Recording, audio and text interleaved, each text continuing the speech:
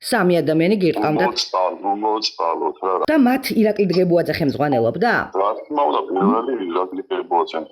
მკვლელობის საქმის მოწმე სასტიკ ანგარიშწორებაში ირაკლი დგებუაძეს და ბათუმის პოლიციის თანამშრომლებს ამხელს. ჯემალ ზანდარაძემ მოსამართლის წინაშე მოყვა სასურველი ჩვენების მისაღებად, როგორ ურტყამდნენ პოლიციელები თავში მუშტებს გამეტებით. ბათუმის პოლიციის განყოფილებაში სასტიკად ნაცემი კაცი პირველებთან ინტერვიუში ყვება, რომ ანგარიშწორების შემდეგ ჯანმრთელობის მძიმე პრობლემები შეექმნა.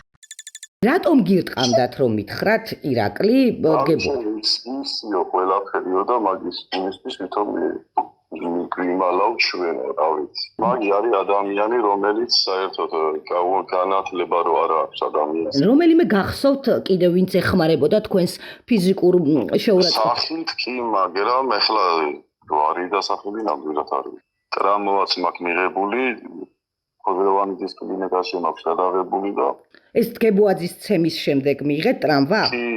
და დოკუმენტიც გაქვთ? ხოდა მაგისთვისო ექსპერტიზა ჩატარდება. ჯემალ ზანდარაძემ ირაკლი დგებუაძის მამხილებელი ჩვენება იმ მოსამართლის წინაშე მისცა, ვინც დგებუაძისთვის სილის გაწვნის გამო მზიამაღლობელი ციხეში 2 წლით გაუშვა. ნინო სახელაშვილი დგებუაძის აწითლებულ ლოყაზე აღშფოთდა, თუმცა ამავე პოლიციელის მხრიდან ძალადობაზე ჰქონდა თუ არა რეაგირება, ეს უცნობია. თავდაპირველად მოვიდნენ სახლში, პოლიციელები ვართო და გადამიყვანეს სამმართველოში.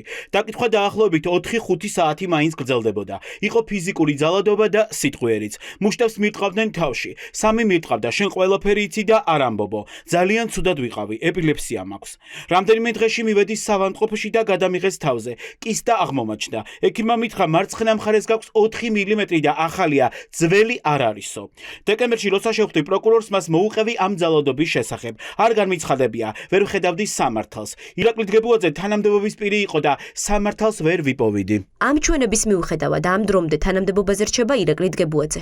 ბათუმის პოლიციის ექს-შეფი ახლა კრიმინალური პოლიციის ერთ-ერთი დეპარტამენტის ხელმძღვანელია. გამოკითხა თუ არა გამოძიება, უფლებამოსილების გადამეტების საქმეზე არაერთ სკანდალში გახვეული პოლიციელი უცნობია. დგებუაძე პოლიციაში ცემდა მოწმეებს ხელვაჩაურის საქმეზე? ირაკლი დგებუაძე დაასახელა მოწმემ, რომელიც ცემდა განყოფილებაში მიყვანილ პროკურატურის მოწმემ დაასახელა სხვათა შორის და თქვენ წლები მუშაობდით ირაკლი დგებუაძესთან და მოწმეების ესეც ცემ ბევრი ასახელებს ძალიან. არ ვიცი რა ზმის საუბრობთ. მოხდა დგებუაძის გამოკითხვა? ამ საქმეზე ხო პროკურორი ხართ, არ გაქვთ ინფორმაცია? არ გაქვთ ინფორმაცია, რატომ არ გამოკითხეს რომ არა ვარ მაგ საქმეზე ზედამხედველი. საქმე, რომელზეც ზანდარაძე ერთ-ერთი მთავარი მოწმეა, 33 წლის ბიზნესმენის მკვლელობას ეხება. პოლიციელების მიერ ნაცემი კაცი მკვლელობისთვის და დანაშაულის დაფარვისთვის დაკავებულების გარემოცვის წევრი არის გამოც. საკუთარ მანქანაში ჩაცხრილული ბესო ბოლქვაძის ოჯახი ჯემალ ზანდარაძესაც ჯგუფური დანაშაულის თანამონაწილე დასახელებს. სავარაუდოდ სწორედ ამ მოტივით ცდილობდა პოლიცია მისგან იძულებით აღიარებითი ჩვენების მიღებას. ჩემთვის მკვლელები არიან ნახვები დამალისები. ერთად დაგაგმეს ჩემთვის მკვლელობა. ერთად დაგაგმეს მაგარაკაცებმა. ყველა უნდა დაისაჯოს ხალხო. დაისაჯოს სატანამი. ჩვენ მხოლოდ სიმართლეს ვითხოვთ მეტარაფეს. ბარამიძემ, შარაძემ, ზანდარაძემ და 1000-მა მაიმუნმა ხალხო.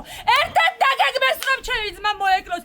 ის არ აყვენ ხალხო. მდინარეში გადაგდება საპირებდეთ. აწყობენ პროვოკაცია რომ არ მომისმინოთ და ხვილები ლაპარაკონი. წინასწარ დაგეგმეს რომ მდინარე კაცი მეეკლეს. არა ადამიანები, უფლის გაშინოდეთ. არიან მკვლელები, არ უნდათ აღიარება რომ არიან მკვლელები. ყველა მტკიცებულება გვაქვს იმისთვის, რომ მაგენი არიან დამნაშავეები. 33 წლის ბესო ბოლქვაძის მკვლელობის მოტივად ბიზნეს დაავასახელდება. ერთ-ერთი ვერსიით ახალგაზრდა ბიზნესმენს ქურდული სამყარო წილების დათმობა სთხოვდა. უარის შემდეგ კი მკვლელობა დაორგანიზდა.